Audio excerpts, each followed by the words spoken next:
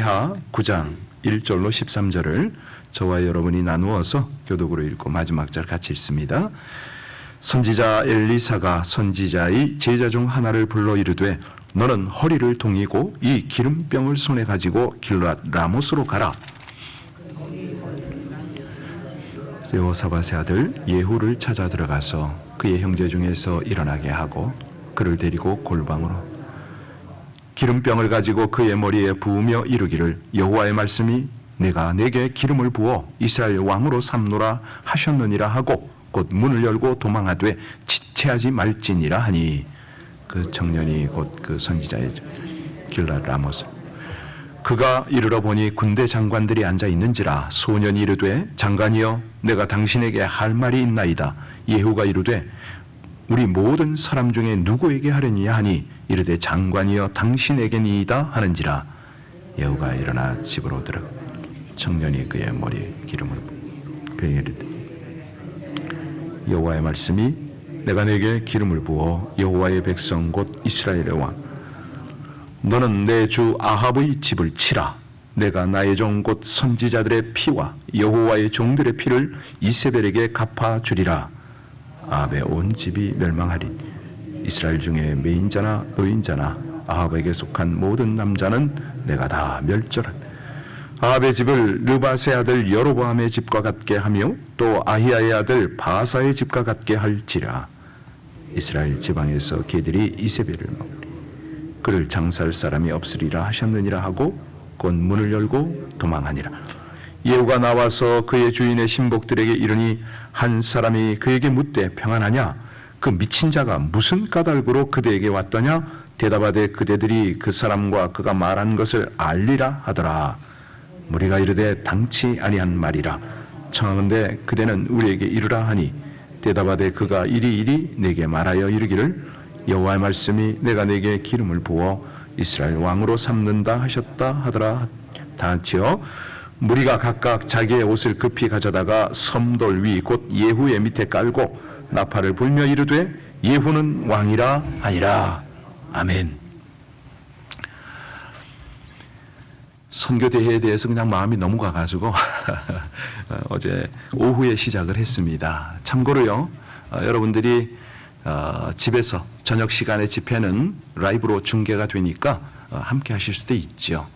가면은 참 하나님께서 시대적으로 그때그때마다 이 사역을 들어 쓰시는 모습들을 보게 됩니다. 요즘은 이제 그런 느낌이 많이 드는데요. 뭐 예전이나 지금이나 변함없는 선교의 트렌드는 정확하게 정해진 게 있습니다. 우리 예수님이 하신 그 본을 따라가는 거거든요. 가령 이런 겁니다. 그냥 그 도심 변두리에 보면은 빈민층이 취약한 계층들이 몰려들죠. 우리 예수님 사역하셨던 갈릴리, 스불론, 납달리 이방 땅, 변방 그런 곳이라고 비유할 수 있겠는데요. 거기 가난한 사람들이 몰려서 늘 어떻게 하면 기회를 잡을까. 사실 돈을 좀 벌어보고 명예를 또 사람을 만나는 이런 기회로 참기도 합니다. 근데 거기가 그 마음이 가난한 그 지역이 어찌 보면은 복음을 던졌을 때 바로 흡수하는 그런 지역이기도 하지요. 세계적으로 지금 뭐 이슬람권이라든가 여러 곳에 다양한 사역이 펼쳐지는데 그런 쪽에 우리 하나님께서 시대마다 상황마다 이렇게 들어서 교회가 이렇게 성장하듯이 복음의 열매가 왕성하게 맺히게 할 때가 있어요. 그래서 선교사들이 모여서 그런 하나님께서 일으키시는 역사들을 주목하게 됩니다. 자신 사역을 점검을 하고 워낙 다양하니까요. 예를 들어서 다 이렇게 모여도 쭈삣하고 못 오는 선교사님들 많습니다. 회교권, 이슬람권의 선교사들은 열매가 별로 없어서 내놓을 게 없어요. 참 안타깝죠. 몇 년을 있어도 한두 명 전도할까 말까? 그런가 하면 저도 조금 마음이 좀 약간 좀 큰 게 있는데 대만의 한 선교사님이 저한테 연락이 왔어요. 중국에 있을 때 아는 분이거든요. 이번에 미주에서 선교 대회를 한다는데 목사님 저를 갈 수 있도록 기도해 주세요. 제가 대답을 안 했어요. 그게 무슨 소리냐면 여비 좀 보내라는 소리인데 제가 별 반응은 안 했어요. 좀 미안하기도 하고 그렇습니다. 속으로 그러죠. 메사에 하나님이 정하신 때가 있으니 좀 기다려봐라. 기도는 한다. 속으로 그러고 말았습니다. 아니나 달라 SNS로 접하는 그 선교사님의 소식 좀 바쁘시더라고요. 나중에 대회가 끝나면 한번 위로해 드릴 생각이 있습니다. 자, 범사의 때가 있는데요. 오늘 그 주제를 가지고 은혜를 나누려고 합니다. 어느 날 선지자 엘리사가 자신의 청년 제자들 중 한 명을 불렀습니다. 목적은 예후에게 보내려고요. 길랏 라못에 있는 군대 장관 예후에게 보냅니다. 목적은 왕으로 기름 부음을 하라. 아주 특명을 내리죠. 이게 보통 사건이 아니잖아요. 아니, 기존의 왕이 번듯하게 있는데 그 권세가 하늘을 찌르는데 거기 가서 많은 군대 장관들 속에 있는 그에게 이 일을 해야 됩니다. 특수작전도 이런 작전이 없죠.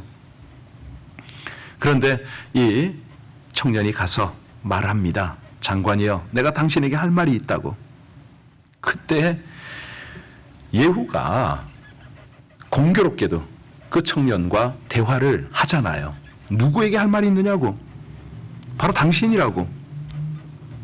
그러면 들어가서 얘기 좀 하자고. 그 청년이 그 상황에서 둘이 머리에 기름 부음을 하고 하나님의 말씀을 전하면서 아합 가문에 임할 저주를 선포한 다음에요. 지시받은 대로 문을 열고 도망쳤다. 그 후에 이 군대 장관들이요, 예후를 만나면서 묻습니다. 아니, 그 미친 자가 왜 당신에게 왔냐고. 그렇잖아요. 그들이 볼 때는 완전히 미친 사람이죠. 젊은 사람이. 그 회합에 함부로 들어올 수도 없는데 거기를 끼어들어서 할 말이 있다고 그러고 예후에게 말 좀 하자고 그러고. 이런 상황에서 예후의 입장은 어떻습니까? 직접적으로 대답을 할 수가 없습니다. 아니, 어떻게 이 상황 속에 일어났던 일을 그대로 전달합니까? 어떤 오해를 받고 그 자리에서 목이 날아갈 수도 있는데. 자, 다른 장군들이 청년이 온 이유를 자꾸 말하라고 조르니까 할 수 없이 예후는 솔직하게 하나님이 자신에게 기름을 부었다. 그리고 이스라엘을 왕으로 삼는다. 이게 오늘 12절, 13절 아닙니까? 우리 끝절을 읽고 오늘 조금 은혜를 나누겠습니다. 12절, 13절 같이 읽습니다. 무리가 이르되 당치 아니한 말이라 청하건대 그대는 우리에게 이르라 하니 대답하되 그가 이리이리 내게 말하여 이르기를 여호와의 말씀이 내가 네게 기름을 부어 이스라엘 왕으로 삼는다 하셨다 하더라 하는지라. 무리가 각각 자기의 옷을 급히 가져다가 섬돌 위 곧 예후의 밑에 깔고 나팔을 불며 이르되 예후는 왕이라 아니라. 사실요, 이 내용을 보면 어떻습니까? 여러분들 어떤 생각이 돼요? 느닷없이 이 일이 벌어졌나요? 아니거든요. 그들은 오랜 동안 마음의 갈등도 있었고 또 정돈도 했고 어느 정도 준비가 되어 있었습니다. 군대 장관들은 예후를 왕으로 추대하려는 마음을 품고 있었던 거죠. 오랫동안 때를 기다리고 있었음을 우리가 알 수가 있습니다. 그런 상황에서 엘리사의 특명을 받고 온 청년이 예후의 머리에 기름을 부으니까 마침 이때로구나. 그리고 함께 혁명의 구테타에 나선 거지요. 자, 그렇다면 이 본문을 통해서 하나님은 오늘을 살아가는 우리에게 어떤 교훈을 주시고 싶으실까요? 전체적인 그림은 그렇습니다. 악이 관영하니까 때가 이르러서 하나님은 그것을 심판하고 또 다른 준비되어진 하나님을 그 사람을 세웠다. 이게 이제 핵심이죠. 그래서 그러면 우리는 오늘 어떻게 이 말씀을 우리 삶에 적용할 것인가? 가장 중요한 것은요, 하나님의 때를 확신하라는 겁니다. 왜 그때 예후가 혁명에 나섰는가? 이 엘리사의 특명을 받고 온 청년으로부터 기름 부음을 받고 자신의 때가 왔다는 확신을 가진 거지요. 여러분, 이게요, 일반적으로 우리 보고도 혁명하라 이게 아니고 하나님께서 준비하고 기다린 성도를 향하여 축복의 때를 주신다, 이 말씀이거든요. 은혜의 때를 주신다는 거예요. 근데 그 때를 조바심 내지 마라. 가장 중요한 건 확신입니다. 확신 품고 가장 기본적인 본질에 충성합니다. 신실한 예배자로, 봉사자로, 헌신자로 이렇게 살아가는 거죠. 그러면 우리 하나님의 때에 그 일을 이루신다는 거예요. 가령 이런 겁니다. 우리 하나님이 아브라함에게 아들을 주시겠다고 약속을 했을 때 어찌 반응했습니까? 웃었습니다. 왜요? 아니, 이게 불가능하니까.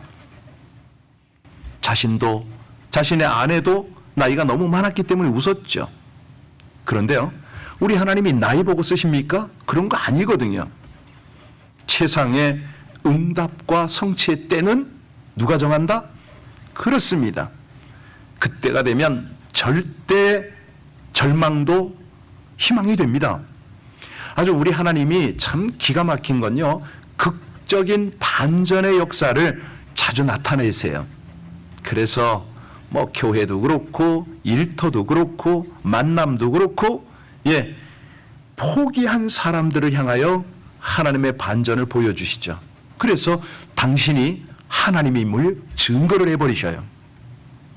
자, 불가능한 일을 가능케 하시는 그런 어떤 것도 하나님 안에 있고, 아무리 사막과 광야에 내몰려 있어도 거기에 꽃을 피우고 강을 내신다는 거죠. 반석에서도 물을 내시는데 광야에서도 날마다 하늘의 만나를 내려주시는데, 그래서요, 중요한 거는 우리가 이 새벽을 깨우고 하나님 앞에 중보하고 이런 것들을요 절대 낭망하거나 소홀히하거나 이래서는 안 된다는 거죠. 늘 하나님의 때를 기다리는 마음으로, 하나님, 저희들 우리 주님의 그 반전의 역사를 기대합니다. 그리고 믿음으로 나가는 거죠. 사람은요 조급할 수 있습니다. 그런데 하나님은 조급하시지 않습니다. 조바심 내면 생각보다 응답이 늦어지고, 믿음으로 기다리면 생각보다 응답이 빨라지는 것입니다. 그래서요, 우린 하나 고백을 해야죠. 하나님, 최상의 때에 최상의 길을 열어주심을 믿습니다. 이 확신만 드리면 하나님이 얼마나 기뻐하시죠. 자, 오늘 본문을 조금 더 보면요, 이 예후는 엘리사가 보낸 청년으로부터 기름 부음을 받고 바로 혁명에 나섭니다. 그러니까 이게 무슨 소리냐면 하나님의 때를 준비했다, 이 말이거든요. 그가 혁명을 일으킬 만한 역량과 위치를 가진 존재. 주변 사람 다 규합이 가능했죠. 그리고 동시에 치고 나가잖아요. 이건 뭐냐면 준비가 되어 있었다, 이 말입니다. 우리가 하나님에 대한, 하나님의 때에 대한 확신을 가졌다면 우리 하나님이 기회를 주실 때에 그 기회를 살리도록 준비된 존재, 이거 너무 중요합니다. 지나온 과거가 시원찮고 현재 모습이 힘이 빠져 있었어도 우리가 하나님이 사용하실 수 있으면 내가 드려진다, 이거 준비를 항상 하는 게 그렇게 중요하거든요. 청년들하고 살기를 하면서 그런 얘기를 자주 했습니다. 준비되어진 만큼 하나님이 쓰실 수 있다. 하나님이 우리를 세워서 탁 어떤 자리에 세워주실 때에 나의 전문성을 발휘하면 되잖아요. 그동안의 경험을 나눠주면 되고, 예를 들어서 내가 복음 제시를 위한 확실한 한 칼이 있다, 그거 가지고 딱 하면 되는 거 아닙니까? 그럴 때에 열매는 하나님이 맺으시니까요. 자, 내 때, 하나님이 허락하시는 그때를 확신을 가지면 하나님이 기회를 주실 때에 분명히 역사가 일어나는데요. 가령 이런 겁니다. 기생 라합이, 그의 과거가 우리가 뭐 짐작할 수 있잖아요. 그런데 우리 하나님은 그녀를 통해서 가족이 다 구원받게 하시고 나중에는 후손 중에 다윗이 나오도록 한 겁니다. 그래서 하나님 안에서 과거가 있는 사람, 그런 사람은요 미래가 있는 사람으로 변하는 거죠. 아, 과거가 허물이 많아. 그게 놀라운 미래가 된다니까요. 뭐냐면 스스로 한계를 정하는 게 이게 문제입니다. 하나님은 최상의 미래를 열어가시는데 우리가 할 수 있는 것을 제한해버리는 거죠. 현재 내가 할 일을 꾸준히 해내는 거. 하나님은 늘 약하고 부족한 사람을 선택해서 쓰기를 즐겨하신다. 이거를 믿고 준비하는 겁니다. 꾸준하게. 내가 못났다는 생각이나 좋은 시절 다 지나갔다, 희망 없다, 이 생각 버리라는 거죠.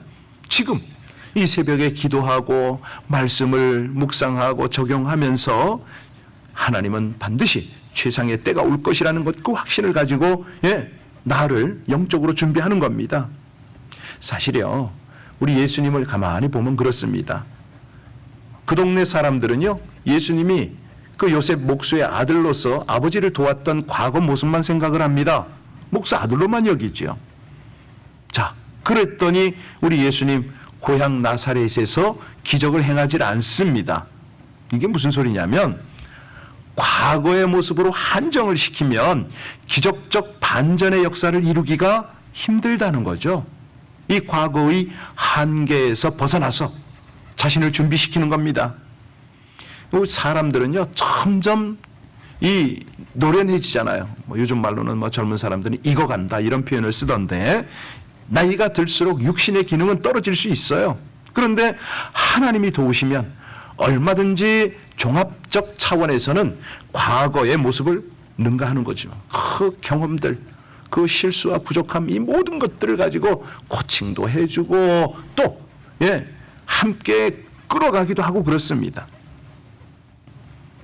어떤 한계 안에 갇혀 살면서 사람이 변하지 않는다, 이 속설입니다. 사람은요, 하나님이 하시면 얼마든지 변할 수 있습니다. 미래를 준비하는 거죠. 누구나 하나님 안에서는 새롭게 될 수가 있지 않습니까? 우리가 잘 아는 죄인의 대명사 어떤 마태가 예수님의 12제자 중에 하나가 되잖아요. 마태복음을 기록을 했습니다. 그러니까 환경에 동화되는 게 아니라 환경을 변화시킨다. 하나님 안에서 끊임없이 준비하는 이 자세가 굉장히 중요하다는 거죠. 자, 세 번째는 뭐냐면요, 오늘 본문을 보면 이 당시 군대 장관들은 평소에 아합 부부의 폭정의 의분을 가졌었어요. 이게 우상을 섬기고 하나님을 불신하고 배신하는 이 모습, 그러니까 그걸 참고 기다렸다는 것을 우리가 알 수가 있잖아요. 그래서 예후가 기름 부음을 받았다, 바로 진행하자, 이렇게 된 거죠. 물론 이 모든 섭리는 하나님이 배후에서 하십니다. 우리가요, 하나님의 때를 기다리면서 준비하는 것도 중요하지만 그 때를 준비하면서 기다리는 것, 그러니까 이 하나님의 때를 인간적으로 단축하려고 하지도 말고 조급함도 버리고 이 침묵의 시간도 필요하다는 거예요. 예후의 동역자들처럼 딱 하나님이 움직이시는 그 상황을 민감하게 캐치를 하기 위해서 그게 필요한 거죠. 그 토저라고 있습니다. 기독교 저자인데요. 20세기 최대의 기독교 저자다, 이렇게 평을 받는데, 이 경건 훈련 중에서 가장 중요한 걸 꼽아라 그랬더니 침묵 훈련이다, 이런 말을 했어요. 그러니까 내 생각, 내 뜻대로, 내 방식대로 너무 말을 많이 하면 하나님의 음성이 들리지 않는다는 거죠. 그래서 사실 우리가 하나님의 음성을 듣기 위해서는 계속 질문을 해야 되잖아요. 하나님, 어떡할까요? 하나님, 이 음성이, 이 감동이 하나님께로부터 온 거 맞습니까? 하나님, 제가 이렇게 나가도 이거는 거스리는 건 아닌가요? 이거 점검을 해야 되는데, 말하고 싶을 때 한 번 더 참고 기도하면서 기다리라는 거죠. 그러면 나중에 내가 참 잘 기다렸다, 뭐 이런 그 감동이 온다는 거예요. 사실 오늘 본문을 봐도 이 기다림의 때를 예후가 그의 동료들이 잘 했다는 거예요. 그런데 마냥 기다리는 건 아닙니다. 그 최선을 다해서 살면서 하나님의 때까지 믿음으로 잘 기다렸다면 이제는요, 은혜를 체험해야 돼요. 그 은혜를 타고 올라가야 돼요. 그 하나님의 때에 일어서는 거거든요.